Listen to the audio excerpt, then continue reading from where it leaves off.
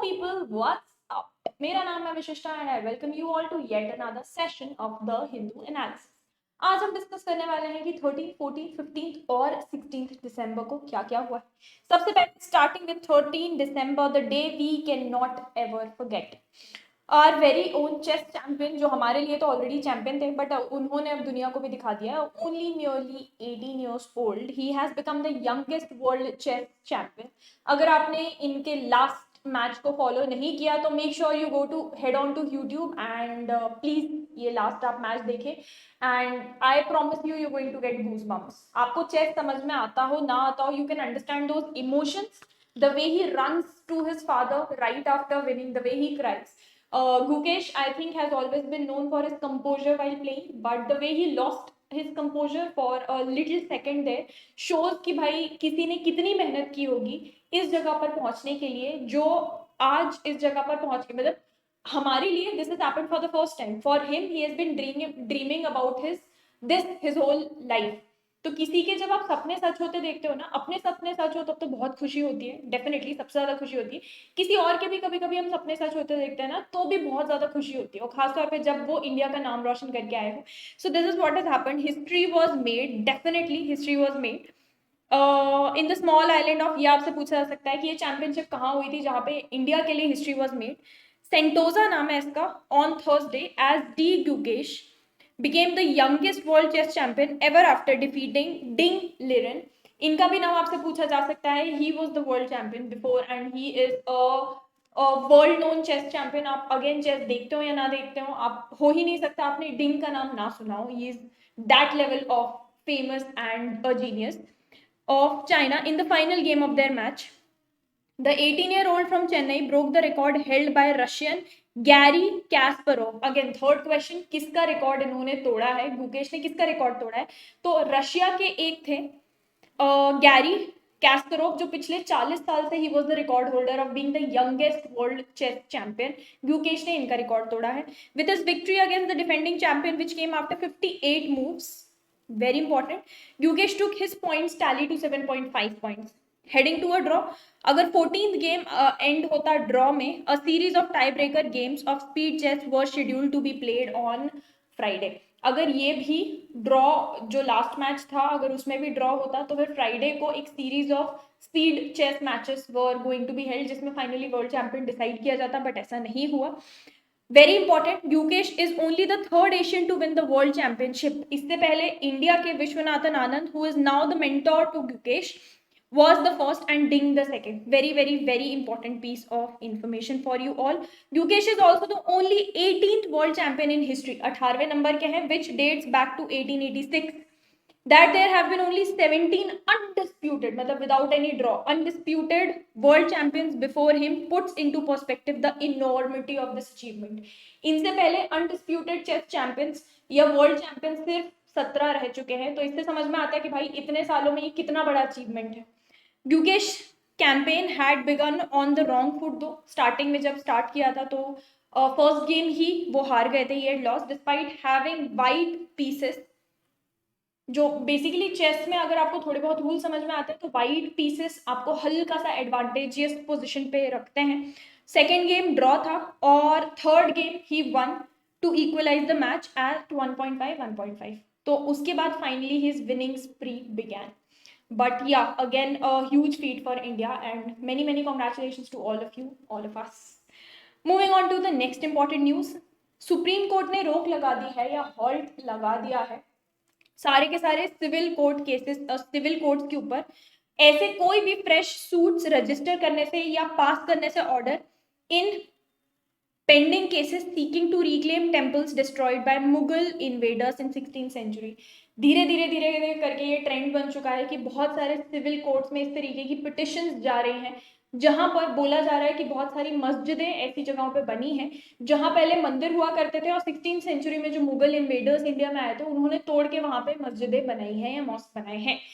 Supreme court ने अभी रोक लगाई है कि ना तो आप कोई फ्रेश पिटिशन, पहले से जो फाइल है वो तो ठीक है, कोई फ्रेश पिटिशन भी नहीं लेंगे, एक्सेप्ट नहीं करेंगे, और ना ही कोई ऑर्डर इस चीज के ऊपर पास करेंगे. किन के ऊपर रोक लगाई है? ये सिविल कोर्ट्स के ऊपर रोक लगाई गई है. ठीक है. ये किन्होंने लगाई है? Special bench headed by the new chief justice of India Sanjeev Khanna. उन्होंने ये फ्रीज ऑर्डर कहलाता है, क्योंकि फ्रीज किया है ना, कोई भी एक्शन ना लेने के लिए बोला है, तो it's a freeze order while agreeing to hear petitions questioning the validity of places of worship act 1991। तो बेसिकली सुप्रीम कोर्ट का ये कहना है कि हम ऑलरेडी इस तरीके का केस सुन रहे हैं जिसके ऊपर प्लेसेस ऑफ वर्शिप एक्ट की वैलिडिटी डिस्कस की जा रही है, वो हम सुनने वाले हैं। सो टिल देन, जब तक द मैटर इज सब जुडिस, तब तक सिविल कोर्ट्स के ऊपर ये फ्रीज ऑर्डर पास किया है कि आप नहीं कर सकते। ये प्लेसेस ऑफ वर्शिप एक्ट ये एक सेंट्रल लॉ है जो सारी की सारी religious places as they existed on 15th of August 1947।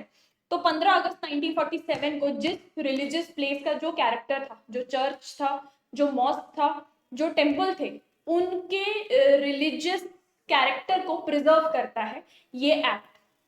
यानी कि उस डेट पर अगर जो मस्जिद थी तो उसको बोलता है कि yes this place is a mosque या this place is a temple and it can not, उसका religious character can not be changed. हमने, अगर आपने इस केस को डिटेल में नहीं पढ़ा है, ये सब बेसिकली हाल ही में एक संबल मॉस्क का केस वापस से रजिस्टर्ड हुआ है। अगर आप उसके बारे में डिटेल में जानना चाहते हैं, you can head out to our YouTube channel yes academy for law. वहां पर इस पे आपको एक डिटेल वीडियो मिल जाएगा जिसपे आपको सब कुछ एक्सप्लेन किया गया है, किस तरीके से क्या केस चल रहा है एंड एवरीथिंग। बट एक ब्रीफ में बता दूं कि संबल मॉस्क केस में बेसिकली अगेन ये चीज सामने आई थी कि एक संबल मॉस्क करके है, मस्जिद है, उसके जगह पर लोगों का ये कहना है कि भाई पहले मंदिर हुआ करता था और वापस बहुत ही जल्दी में सिविल कोर्ट ने ऑलमोस्ट रातों रात एक ऑर्डर पास किया जिसमें आर्कियोलॉजिकल सर्वे ऑफ इंडिया को उन्होंने बोला सर्वे कंडक्ट करने के लिए, पुलिस को बोला सर्वे कंडक्ट करने के लिए इस चीज के ऊपर सर्वे की क्या यहाँ पे सच में एक मंदिर हुआ करता था। अगेन सर्वे रातों रात हुआ। तब तक बहुत ज्यादा बड़े लेवल पे कम्युनल वायलेंस उतर के आ गए, लोग सड़कों पर उतर आए, उनको डर लग गया था कि भाई यहाँ पे भी पुराने जैसे बाबरी मस्जिद ज्ञानवापी जैसा हुआ था, यहाँ पे भी वैसे ही कुछ होने वाला है। तो लोगों ने बहुत बड़े लेवल पे वायलेंस, सड़कों पे उतर के मारा मारी हुई, तोड़ा फोड़ी हुई, पत्थर बरसाए गए, एवरीथिंग दैट हैपेंड। केस पहुंचा सुप्रीम कोर्ट में अगेन रातों रात, पिटिशंस फाइल की गई by the mosque committee and supreme court ने फिर अगेन हॉल्ट या स्टे लगाया सिविल कोर्ट के ऑर्डर के ऊपर। और सुप्रीम कोर्ट ने जो ये सर्वे कंडक्ट कराया उसकी रिपोर्ट के ऊपर भी स्टे लगाया है। उनको बोला है कि रिपोर्ट आपने भले ही सर्वे कंडक्ट कर लिया लेकिन उसकी रिपोर्ट अभी पब्लिक नहीं होनी चाहिए till we tell you to.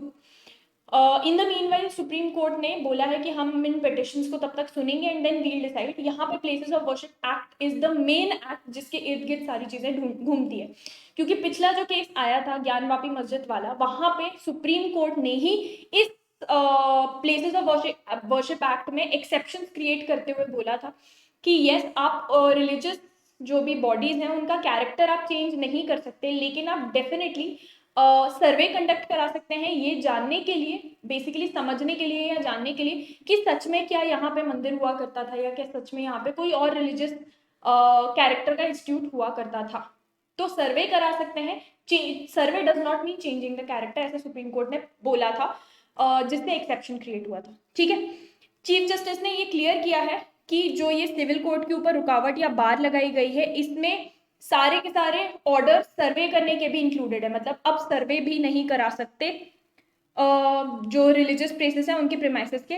Currently अभी कुछ 18 suits concerning 10 religious shrines pending in various civil courts, अलग अलग सिविल कोर्ट्स में पूरे इंडिया के कुछ 18 इस तरीके के केसेस जिसमें 10 ऐसे रिलीजियस इंस्टीट्यूट्स की बात चल रही है वो पेंडिंग है। तो इन सब के ऊपर अभी स्टे लग गया है। उनका एग्जैक्टली क्या कहना है, जस्टिस के.वी. विश्वनाथन ने ऐसा बोला है, जो again he was a member of the bench, civil courts can not run a race with the supreme court, it is as simple as that. कि मतलब सुप्रीम कोर्ट में ऑलरेडी कोई मैटर चल रहा है तो सिविल कोर्ट्स कंपीट नहीं कर सकते सुप्रीम कोर्ट से कि सेम मैटर के ऊपर आगे दौड़ के जाके decision they they can not do that. Ultimately वही चीज सुप्रीम कोर्ट के सामने आएगी और जो सुप्रीम कोर्ट डिसाइड करने वाला है उसी को लॉ माना जाएगा, बेसिकली उसी को फाइनल डिसीजन माना जाएगा। तो बेसिकली सिविल कोर्ट के किसी ऑर्डर देने का कोई पॉइंट ही नहीं बन रहा ना, अगर अल्टीमेटली सुप्रीम कोर्ट का ऑर्डर ही माना जाने वाला है। सो बेहतर ये रहेगा कि अभी फिलहाल के लिए स्टे लगा दिया जाए। ठीक है,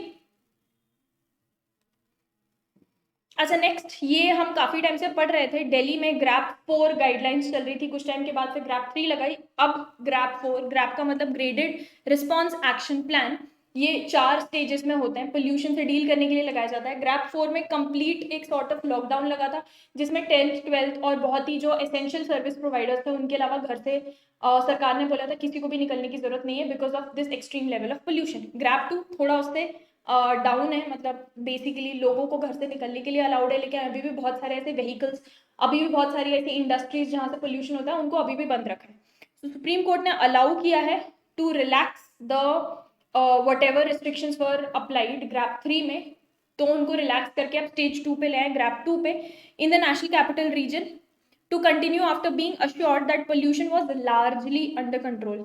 यहाँ पे सुनने वाले बेंच जो हेड कर रहे थे जस्टिस AS ओका, उनका ये कहना था कि ये रिव्यू सिचुएशन में नेक्स्ट वीक आएगा।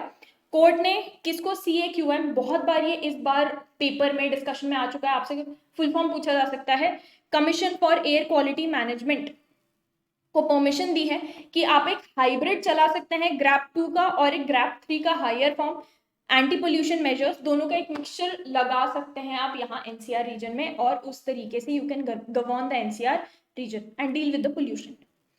Coming on to the next important news, ये आपने हो ही नहीं सकता ये वाली न्यूज ना सुनी हो if you are on Twitter, Instagram और for that matter any other social media site.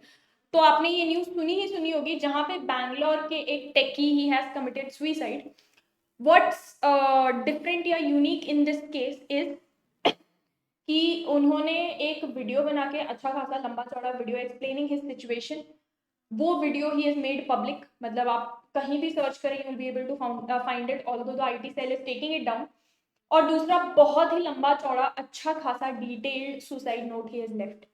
According to him what was happening was his wife, जो शादी को उनके कुछ 3 साढ़े 3 साल हो गए थे, कुछ 2 साल वो बहुत ही अच्छे से आराम से खुशी खुशी साथ में रही इन लॉस के, उसके बाद suddenly she left his home, she went back to her home and divorce petitions file हो गई, शी हैड अ बेबी, उनका बेटा हुआ, बट वो बेटे से मिलने भी नहीं दे रही थी और बेटे को ही यूज करके बहुत हेफ्टी मेंटेनेंस डिमांड करी थी, मतलब स्टार्टिंग में तो करोड़ों में मेंटेनेंस डिमांड करी थी फ्रॉम हस्बैंड। धीरे धीरे करके फिर basically in his suicide note he has also mentioned exact dialogues, उन्होंने मेंशन किए कि किस तरीके से डिस्ट्रिक्ट कोर्ट की जज या रादर फैमिली कोर्ट की जज ने किस तरीके से बातचीत की।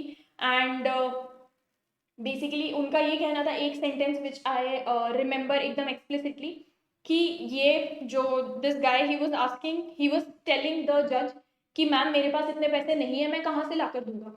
तो द जज वाज लाइक कि भाई वो मांग रही है मतलब तुम्हारे पास होंगे ना, मतलब वो इतने सारे पैसे मांग रही है मतलब होंगे ही तुम्हारे पास। सो इस तरीके का एटीट्यूड थोड़ा था। बातों में ये भी समझ में आया कि जज ने भी थोड़ा ब्राइब या घूस की डिमांड की थी कि भाई मैटर सेटल कर लो ना, मुझे इतना दे दो तो मैं तुम्हारा सेटल करा दूंगी, क्यों इतना आगे बढ़ाना चाहते हो। तो इस तरीके से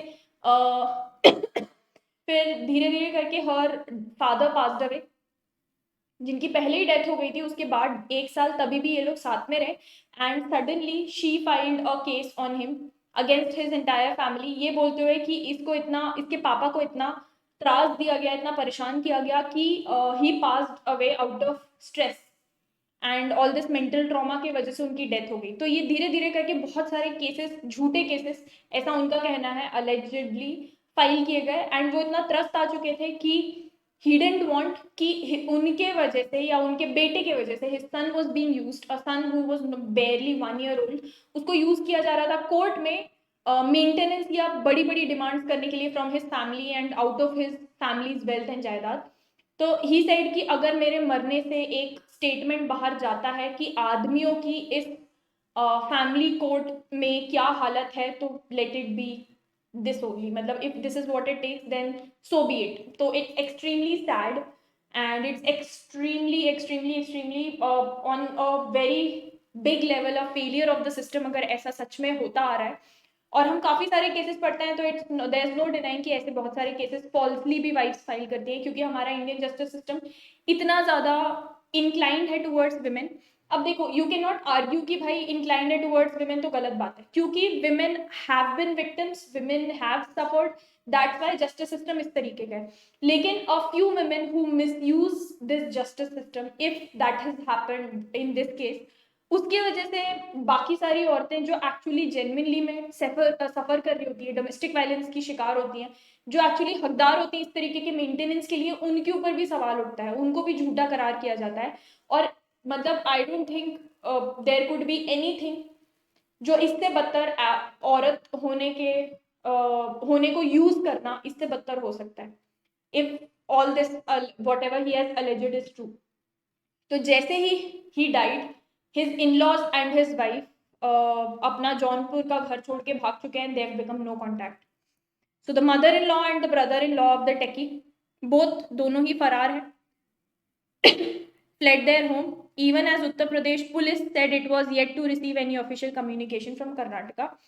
34-year-old techie ended his life on Monday in Bangalore, alleging harassment at the hands of his estranged, मतलब जो छोड़ के गई हैं, टूट चुका है रिश्ता, estranged wife and her family. A case of abetment to suicide was registered against his wife, her mother, father, and uncle. Around 1 a.m. On Thursday, the mother-in-law and her son left their home in जो कोवा मंडी UP में basically था, motorcycle के ऊपर। इसका video clips भी सामने आई हैं। purported video clips on social media also showed them leaving their home around midnight.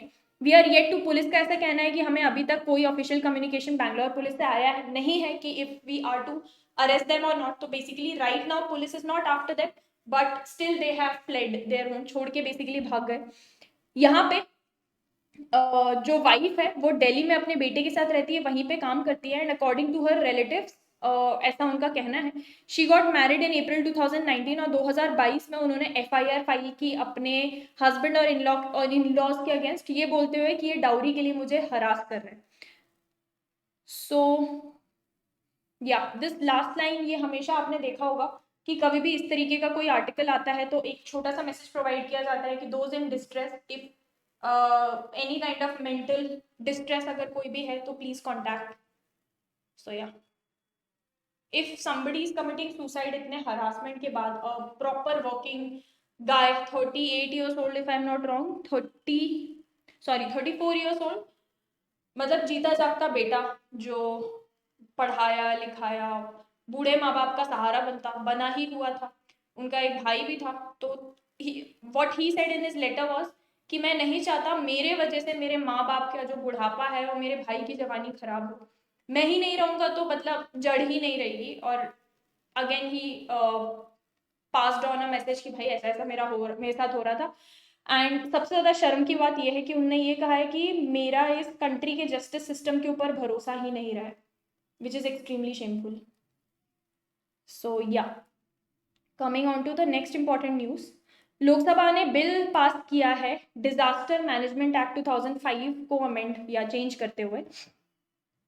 तो लोकसभा ने थर्सडे को बिल पास किया है to strengthen the working of national and state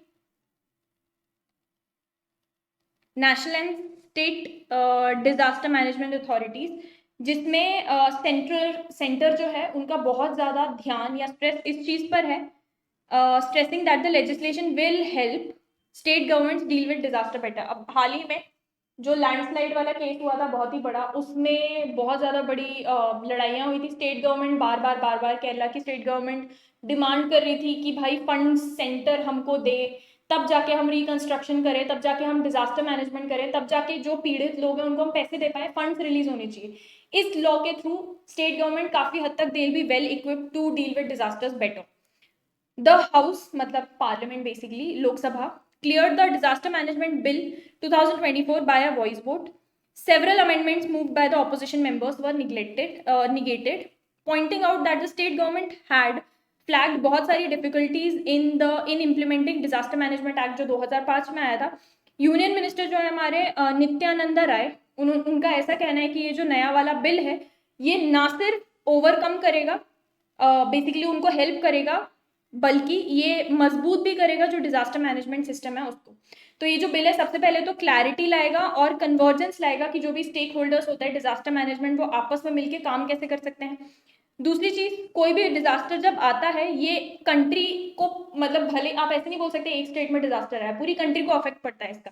तो बिल जो होगा ना, that will prepare the country to handle disasters better. ठीक है, तो अभी बिल पास हुआ है, सिर्फ लोकसभा ने ही पास किया है, अभी राज्यसभा में जाएगा, फाइनली प्रेसिडेंट का अप्रूवल या असेंट मिलेगा, उसके बाद it will become an act.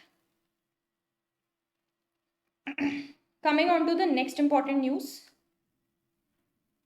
या सीधा वर्ल्ड न्यूज पे आ जाए तो हमने पिछले बार पढ़ा था किस तरीके से साउथ कोरिया के प्रेसिडेंट मिस्टर यून सुक योल, उन्होंने मार्शल लॉ लगाने का ट्राई किया था, बट लास्ट मिनट पार्लियामेंट का सेशन बुलाया गया और उसमें अनइक्वेवोकली यूनानिमसली रादर वोट करके इस मार्शल लॉ को हटा दिया गया। उनका ये कहना था कि नॉर्थ कोरिया से जो इतने बड़े बड़े threats are being posed against us, उससे डील करने के लिए उन्होंने ये मार्शल लॉ लेकर आए थे, और उनका ये भी कहना है कि वो आखिरी दम तक मार्शल लॉ को डिफेंड करने वाले हैं। मार्शल लॉ अगर लग जाता तो प्रेसिडेंट के पास अनइक्विवोकल नेवर एंडिंग पावर आ जाता। अच्छा, नेक्स्ट श्रीलंका के फिशरीज मिनिस्टर का ये कहना है कि इंडियन फिशरमैन बॉटम ट्रॉलिंग कर रहे हैं। बॉटम ट्रॉलिंग बहुत ही खराब तरीका मछली पकड़ने का माना जाता है, फिशिंग का माना जाता है। क्यों?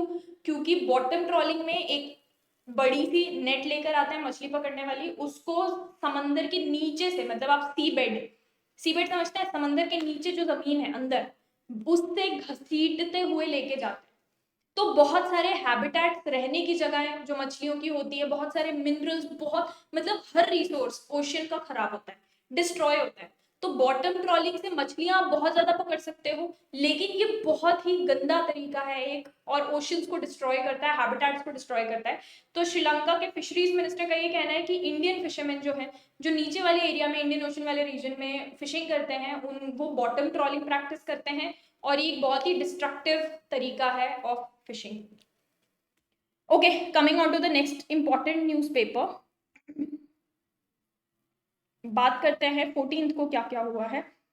तो सबसे पहले श्रीलंका के प्रेसिडेंट इंडिया की विजिट के लिए आने वाले हैं, so soon the visit is going to begin. Sri Lankan president Anura Kumara Dissanayake, if my pronunciation is not wrong, 15 to 17 दिसंबर आने वाले हैं। और जो दोनों फॉरेन मिनिस्टर्स हैं ऑफ द टू कंट्रीज, ऐसा उन दोनों का कहना था, announcing his first state visit abroad since he won the presidency. तो ये एक तरीके का ना ट्रेडिशन चलता है, जिसके अंदर कोई भी प्रेसिडेंट, कोई भी कंट्री के नए प्रेसिडेंट बनते हैं तो he starts visiting countries abroad, और जिस कंट्री को वो पहले विजिट करता है ना, इस तरीके से कि भाई बेस्ट फ्रेंड के घर पहले जाएंगे, it strengthens the relations between both the countries. ठीक है, सो पहली visit after his official appointment is going to be India.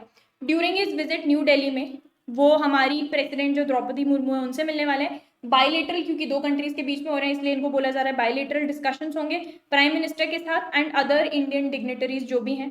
जो ये नए प्रेसिडेंट हैं, he is also scheduled to participate in a business event जो होने वाला है न्यू दिल्ली में, और इस बिजनेस इवेंट का पूरा एम है in promoting investment and commercial linkages between India and Sri Lanka. ठीक है, so he is soon going to visit, उनका विजिट ऑलरेडी कल तक he is going to conclude the visit. अच्छा, एक साल होने को आ गया है मध्य प्रदेश के चीफ मिनिस्टर मोहन यादव को, he is completing 1 year in the top post. तो कुछ उनका कहना था कि हमने नए टारगेट सेट किए हैं, तो he sort of had an interview with the Hindu, जहाँ पे उन्होंने बहुत सारे टारगेट्स और बहुत सारे नए एम्स के बारे में डिस्कशन किए कि क्या क्या मध्य प्रदेश के लिए नए नए एम्स हम सेट करने वाले हैं, जिसमें से एक बहुत बड़ा मेगा प्रोजेक्ट जो चल रहा है Ken Betwa river linking project and Parbati Kali Sindh Chambal river linking project. ये दो नदियों को जोड़ा जा रहा है, कई 100 करोड़ के प्रोजेक्ट्स है ये, जिसमें बहुत बड़े एरियाज जहां पर इरिगेशन फैसिलिटी नहीं है या पानी नहीं पहुंच पाता, उन सारे के सारे एरियाज को अब पानी पहुंच पाएगा अगर ये प्रोजेक्ट सक्सेसफुल होता है। तो these are the two major projects which are going on in Madhya Pradesh, and Madhya Pradesh and UP का है बेसिकली केन बेतवा दोनों मिला के। सो बेसिकली उन्होंने मेजरली इन दो प्रोजेक्ट्स के बारे में बात किया, उसके अलावा बहुत सारी चीजें इन्होंने ये भी बात की, some things he has his government has done for to reduce poverty in the state, to deal with women issues in the state, all these things he has talked about. Next Mahakumbh हमको पता है already, we are gearing up for Mahakumbh जो 2025 में होने वाला है। PM Modi का ये कहना है, पहला क्वेश्चन तो ये होने कहाँ वाला है, प्रयागराज में, और पीएम मोदी का ये कहना है कि ये महायज्ञ ऑफ यूनिटी होगा। So the organisation of Mahakumbh 2025 in Prayagraj will take India spiritual and cultural identity to new horizons, ऐसा पीएम का कहना है। एंड ये महायज्ञ ऑफ यूनिटी होने वाला है, ये आपसे पूछा जा सकता है बाय द वे सवाल। मोदी जी ने इनॉग्रेट किया था और लॉन्च किया था 167 डेवलपमेंट प्रोजेक्ट्स वर्थ ₹5,500 करोड़ इन प्रयागराज। ये इतना बड़ा इवेंट होने वाला है तो इंफ्रास्ट्रक्चर डेवलपमेंट तो करना पड़ेगा ना, उसी के लिए उन्होंने हाईलाइट भी किया है कि इवेंट का बहुत ही बड़ा रोल है हमारे social cohesion as well as economic empowerment को आगे बढ़ाने के लिए कम्युनिटीज के, और ये भी कि भाई कितने भी सारे कास्ट अलग अलग एग्जिस्ट करते हो, बहुत सारे डिफरेंसेस एग्जिस्ट करते हैं, ये सब गायब हो जाते हैं महाकुंभ में, सारे लोग एक साथ आते हैं, यूनिटी दिखाते हैं। उनका ये कहना था, if I quote him, if I had to describe the Mahakumbh in one line I would say it's a Mahayagya of unity. कोई भी कास्ट का बंदा हो, कोई भी ऊपर नीचे, वो सब एक साथ आते हैं। Which will be discussed around the world. It will be one of the largest gatherings in the world where millions of devotees, India से तो जाते ही जाते हैं, बहुत सारे बाहर से भी डिवोटीज आते हैं, with a new chapter of history being written on the land of Prayagraj. तो very very very big event is going to happen here.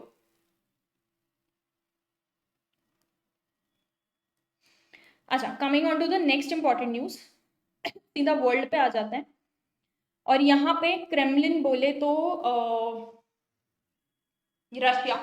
Russia ने ट्रंप की तारीफ करते हुए बोला है, क्योंकि हाल ही में US president elect, still he is a president elect, अभी प्रेसिडेंट जो बाइडेन ही है, जनवरी में Donald Trump will become the president. तो प्रेसिडेंट इलेक्ट डोनाल्ड ट्रंप ने अपना ऑपोजिशन शो किया है to Ukraine use of US के वेपन्स टू हिट रशिया, और फुली अलाइंड उनका ये कहना था, बेसिकली रशिया का ये कहना है कि भाई मॉस्को की पोजीशन के साथ ये कंप्लीटली बैठता है ऑब्वियसली, आज after it launched a massive aerial baggage या barrage on Ukraine. The nearly 3-year conflict, 3 साल होने को आ रहा है, is escalating ahead of mister Trump coming to power, with both sides seeking to gain an upper hand on the battlefield and amid mounting speculation of ceasefire talks. तो जो Russia है उन्होंने बहुत प्रोबेबली 3 सालों का सबसे बड़ा largest missile attack ever Ukraine के ऊपर लॉन्च किया था, targeting Ukraine energy grid as temperatures dropped below freezing, in which Moscow called a retaliationary या retaliatory strike for keep firing US weapons on the southern Russian airfield. तो ये एक तरीके से रिटेलिएशन था, क्योंकि यूक्रेन यूएस के वेपन्स को यूज कर रहा था रशिया के सदर्न एरियाज को टारगेट करने के लिए। So this was a retaliation Russia का, जिसमें 3 सालों में, लगभग 3 सालों में होने वाला सबसे बड़ा एरियल अटैक रशिया ने यूक्रेन के ऊपर किया है। और यूक्रेन की जो एनर्जी फील्ड्स हैं, जहाँ से बेसिकली घरों में इलेक्ट्रिसिटी जाती है, उनको टारगेट करते हुए। तो अगर इलेक्ट्रिसिटी कट जाती है, and this is deep deep winters, and वहां पे फ्रीजिंग टेम्परेचर्स होते हैं, people might even die of cold.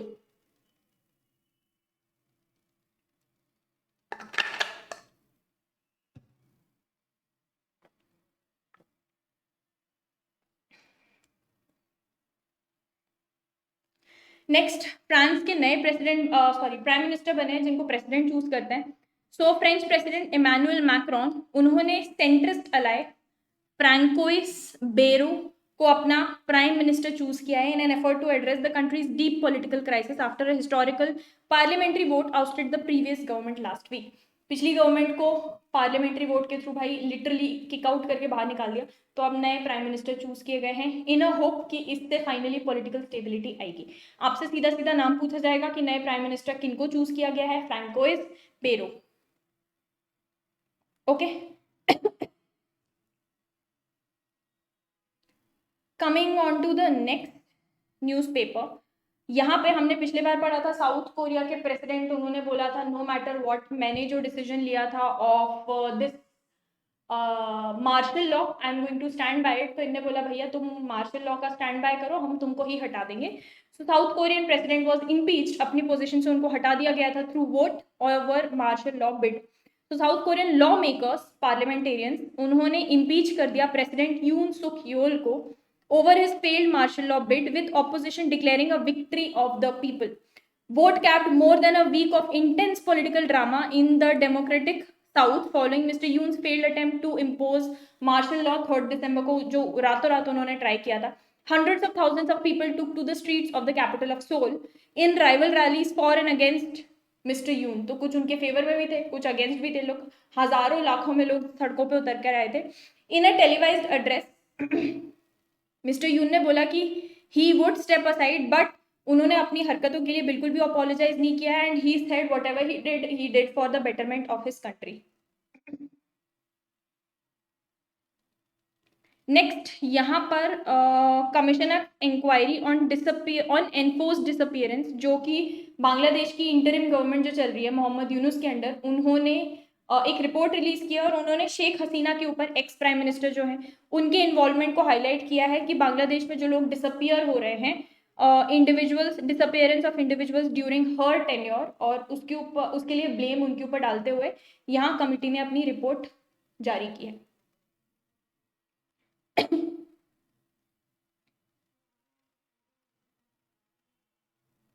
Coming on to the next important news, just give me a second.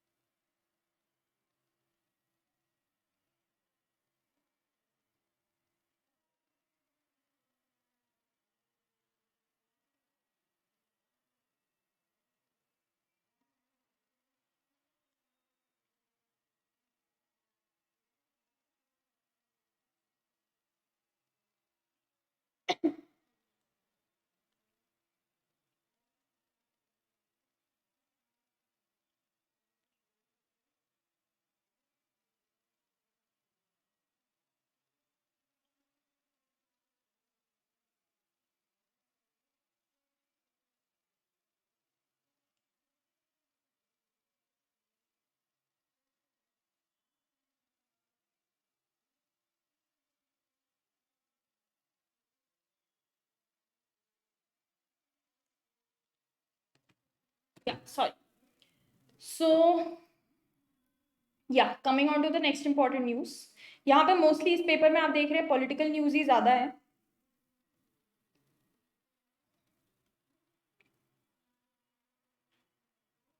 सीधे हम वर्ल्ड न्यूज पर आ जाते हैं.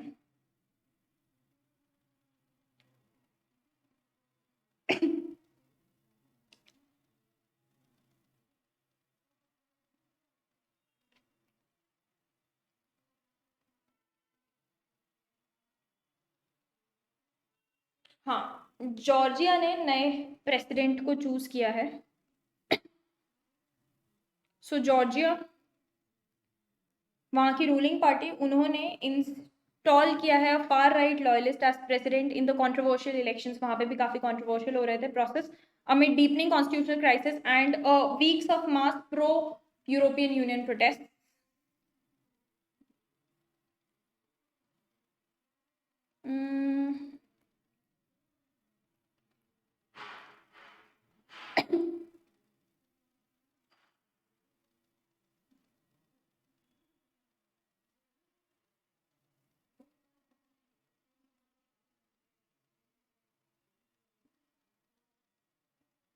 I believe that's all.